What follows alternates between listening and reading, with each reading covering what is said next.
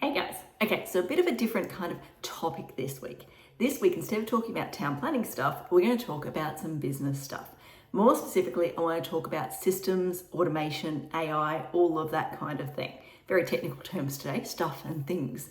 Anyway, where did this kind of topic come from? Last week, I had two separate people reach out to me and ask questions about this topic. So the first one was a town planner, and they reached out, to use their words, to ask a cheeky question about how I created or what our essentially RGT or report generated tool was at the core. And then I had a separate specialist reach out and they were like, we want to create a PETA site report. How do we even do this? Where do we even start type thing? So it kind of got me thinking. I was like, some of the things they said were misunderstandings, misinterpretations. Yeah, let's just go with that. Basically, I looked at what they said and I was like, no, your idea of what we're rocking here is not on track. We're on a totally different path here. And then I started to think more and more about it. And I was like, there's so many people that seem like they're about to go down this path. Why don't I take a step back and share some of the lessons that I've learned, or more specifically, my 3 biggest takeaways that I've learned through this whole journey. Now, I have talked about our whole systems, automation sort of stuff in the previous video. Don't know how long ago it was, many moons ago. But I'll just do a quick recap of what we're sort of rocking here at BTP. So in super simple terms, we've got 5 layers of systems, automation stuff. First and foremost, we use Google Sites to document everything within the business. Now, I'm absolutely anal about this because I get a real sense of security and it just makes me feel good to know that everything in the business is documented. So I often joke that the systems or the processes need to be documented to the point where it's like left click once on this button, right click once on this button here, and there's a photo of that button there. So that in theory, worst case scenario, if I ended up in hospital tomorrow, my dad, who is totally computer illiterate, could step in and keep the wheels sort of moving forward in my absence. They would be moving very, very slowly with him at the helm of the business, but at least they would be moving forward. So yeah, for me, we use Google Sites for that, which is essentially our intranet. I love Google Sites because I'm on the Google network. It's keyword searchable, it's accessible online, etc., etc., etc. So yeah, every single process in the business is documented, except for a couple of high-level ones that I do because there's too many variables. Everything else is documented to the max. And I started doing that probably in 2015, I think it was. Yeah, so it's been a long time. Next layer is, let's go with Zapier. So those of you that don't know, Zapier is kind of a off-the-shelf connector program. So basically it links one program to another and it just seamlessly moves the data between the two. So a good example, we use it in a bucket load of different ways throughout the business, but the best example I can give you guys is when a client accepts a client agreement, we use Jotform for that client agreement, so the online form builder. So when they fill in that online form, Zapier is connected to that online form and it feeds it into all of our other programs. So as an example, it might go off into Xero and it'll take the client's name, it'll search through our client cards in Xero, which is our financial management software. I think most people know what Xero is, but just in case you don't, it'll search through there and basically it'll work out, okay, have we previously dealt with this client? If so, great, take that name. If not, okay, let's create a new client card. Then it'll go and draft an invoice and it will basically take that new client information in there, take the price from our client agreement, put it in, take the proposal description from our client agreement in Jotform, bring it in. You can go to the step of hitting approve and issuing it. I personally get a real kick of going in there and just going approve. So I've chosen not to go that far, but I could if I wanted to.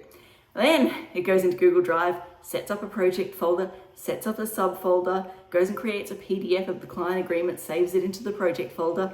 Then it goes into our project management software, creates the various different reminder tasks for both myself and Kim for the various different tasks we need to do, etc., etc., etc. You get the idea. Basically, it takes the information that was entered into that online form, Jotform, and feeds it through and creates everything in all of our other systems. Now, we started using Jotform, I think it was about 2016, and back then it was very basic compared to what it is today. So we started just doing the basic off-the-shelf kind of automations. Then we got to the point where we engaged someone through Upwork to do some custom kind of work. So use Python coding and all of that sort of stuff, just to allow us to go to that next level in terms of customization. So I'm really particular. You get a common theme here. I'm very anal about a lot of this stuff, but I'm very particular about how certain file names are worded, the order of words, capitalization, all of that sort of stuff. So yeah, we engaged someone to help us get that fine grained level of detail, but you definitely don't need to go there. Since then, with the introduction of AI into mainstream world, Zapier has stepped up even further. I kind of feel like, honestly, I'm a little bit behind the ball when it comes to Zapier at the moment, because we haven't fully embraced the new, what's the word I'm looking for here? Ideas, concepts, opportunities. Let's go with opportunities. The new opportunities that are out there with Zapier. It is something I've got a task on my list every single week to challenge myself to go back through our processes with Claude to just go, okay, let's see what Zapier opportunities are here, because we pay for Zapier, we understand Zapier, how can we get the most out of Zapier? But yeah, we've got Zapier there in the background. Next layer of automation is what we call the RGT, which is our report generating tool. Kind of mixed in with the AGT, which is the application generating tool. Simplicity, let's just say RGT.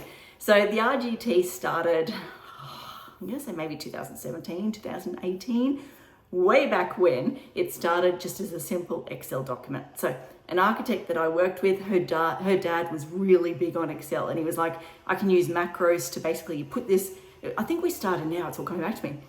We started with a quote template. So you had the quote form, you put a number in there or a name in there, and then it automatically filled it through the whole document, etc., etc. So yeah, that's where the RGT started. Then we involved macros. We got a guy through Upwork to help us really customize it, take it to the next level. Then we added some Python coding in there. Then there's been a couple of other iterations sort of since then. But essentially it works on it if this, then that methodology or thought process. So essentially, if you have this zoning with this overlay, we need this answer text put into the assessment report. Or if you've got this different zoning and these two overlays in combination, okay, well, we need this answer text to go in there. So a lot of work went into basically creating all the different various answer options that could be required based on the different combinations of factors that are found on a property report. So it goes through, gathers all of that, puts it into our template, spits out the base report. Then I go, well, firstly, Kim goes in, adds a bit more information. Then I go in and I add the town planning technical justifications and all that sort of stuff. So that's the RGT. Next layer is what we call the Charlie reports. And I had someone email me, I think it was yesterday, and they were like, oh yeah, we see you've got an AI report. And I'm like, no, Charlie is not AI. Charlie is old school, like OG automation. So Charlie started originally, I think it was as a version of that Excel document. Now that I go right back, it was 2018 for this one. And I think it had something to do with the Excel. Anyway, it's irrelevant. It very quickly moved into being Python coded, focused, mimicking human movements kind of thing. As you can see through this, I am not a computer or tech expert. That's the word I'm looking for. I'm an absolute novice when it comes to tech sort of stuff. Like, I've been avoiding here at Ashgrove. The internet around here is shocking. Like, I thought I had bad internet at Red Hill. Ashgrove, it is shocking. I've been putting off phoning the telco provider to say that we've got a problem, try and sort it out, because tech stuff drives me absolutely mental. Like, if you want to frustrate me, put me on hold for an internet sort of issue and I will be seeing red. So yeah, I'm not for 1 second tech person. Where my expertise lies and my skill set and my strengths is, I love systems. I've got a systems mindset, and I love being able to, or I understand how to come up with the big picture goals and then to basically give people instructions to work back from there. So yeah, I'm not tech at all. But my understanding basically is Charlie basically used to mimic human movements. So human movement is open up browser, go to browser top, type in this specific website, hit enter, wait 5 seconds for it to load. Then come down here to this specific field down here, paste in the site address, hit send, wait 10 seconds for it to load.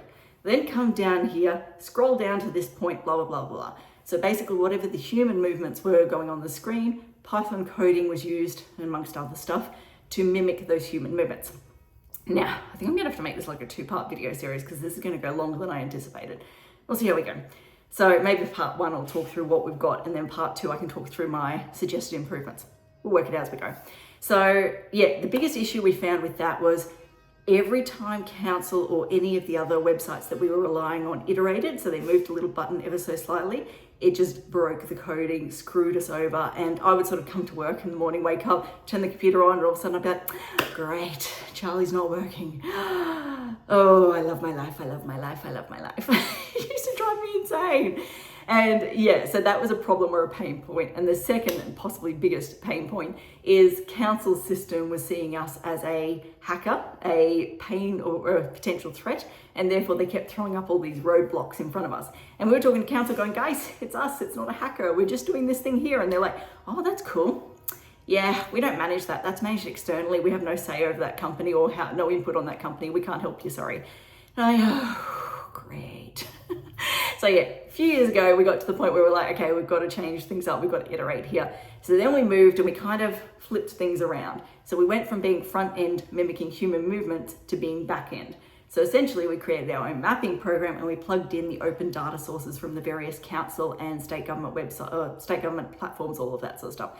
So we now have our own mapping program, which then generates the report, etc., etc. In recent times, I've started to question whether what we've got is the right approach. So I feel like probably the next few months, I'm going to, if worst case scenario over Christmas, because those of you who watch our socials regularly know, I love to sit down over the Christmas break and basically question, if I had to start the business again, what would I do differently? So worst case scenario, this would be a Christmas project. But I feel like the way that we're doing it at the moment is probably a little bit clunky. It's not as fast as I want it to be. There's just a few pain points there that I kind of want to address. And I think I know the solution. I think I've come up with the program that we need to move over to or merge over to. Merge is the wrong word. Migrate, that's the word I was going for. Migrate over to, but yeah, that's the next evolution that's going to occur there. So we've talked through our systems, systems, Zapier, RGT, Charlie. Next is AI, obviously. Now, I personally haven't gone as deep as many people expect on AI stuff yet. Like they listen to everything I've been doing since 2016 or whenever it was, and they're like, oh, you must be at the forefront here. You must be going hard. The reality is, it took me a little while to work out why I was resisting going down like headfirst into this AI world. The reality is through Zapier or through systems, Zapier, RGT, Charlie, we're kind of here in terms of potential.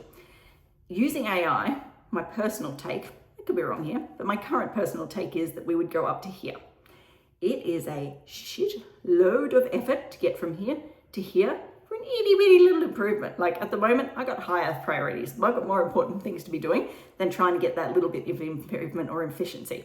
So I'm definitely using AI, in particular Claude. I've given up on chat. It is such a yes man, like it drives me insane. The most frustrating thing is, that's a great question. No, it's never not. I've just asked you how to spell something. Chat, like, come on. Drove me insane. And it kept talking over the top of me. I'd say, don't give me your answer until I tell you go. And it would still start talking. Oh, it used to peeve me off. So anyway, moved over to Claude, using Lovable, all of that sort of stuff. So we are tinkering with that. But I'm using it, how am I using it? I'm going to admit I'm using it more as an advanced Google. I'm using it as a business challenge partner. I'm just basically using it as a basic B, you can fill in the rest, kind of way. I'm not using it as most people think. So the first reason is yes, because there's a lot of effort just to get a little bit of improvement because of everything I've been doing since 2016, 10 years. I've already got it at such a high level. And with Zapier, there's a lot more, you don't get the hallucinations. There's a lot more trust. There's a lot more rigidity. It's just basic, if this, then this, if this, then that. So if this happens, you do that. It's black and white, you map out the whole process. Whereas when it comes to AI kind of stuff, how are we going time-wise? Oh, we are getting close to Instagram's 15-minute limit. I'm gonna wrap this up. So yeah, basically with Claude, it's more, here's the goal I want to achieve, or any LLM, here's the goal I want to achieve. You work out, you use your critical thinking skills, Claude, to work out the sort of pathway back. As a result, there's a lot of variables, there's a lot of uncertainty. I'm on the Google network. I'm kind of hesitating, hoping, waiting for Google to release their own version of Claude Cowork so that I can go all in and not worry about trust, because Google already has access to all of my emails, all of my Google Drive folders, files, all of that sort of stuff. So yeah, there would be a lot less hesitation for me if Google was to release something, because then I could just dive in and give it access to everything. So yeah, I haven't 100% dived in. I still every week have a block on my calendar to sit there and keep experimenting, because I want to make sure I am staying at the forefront, but I haven't rolled it out in full force in my business. Okay, that's the rapid fire kind of overview of everything we've got going on in terms of systems, automation, and AI. Yes. Part 2, we'll cover off what my recommendations are as a result of that whole journey for anyone that's looking to kind of jump into this world. Okay, as I always like to say, until next time, thanks for watching. For all you red tape lovers out there, I have one thing to say. Well, no, actually, I've got 3. Number 1, The advice provided in these videos is general in nature. It's not site specific. You would be a silly Billy to go and make financial decisions based on this advice without first checking with the town planner. Don't be a silly Billy. Number 2, Brisbane town planning is in no way linked to Brisbane City Council. The views expressed in these videos are my own, not council's. So if you don't like them, blame me, not council.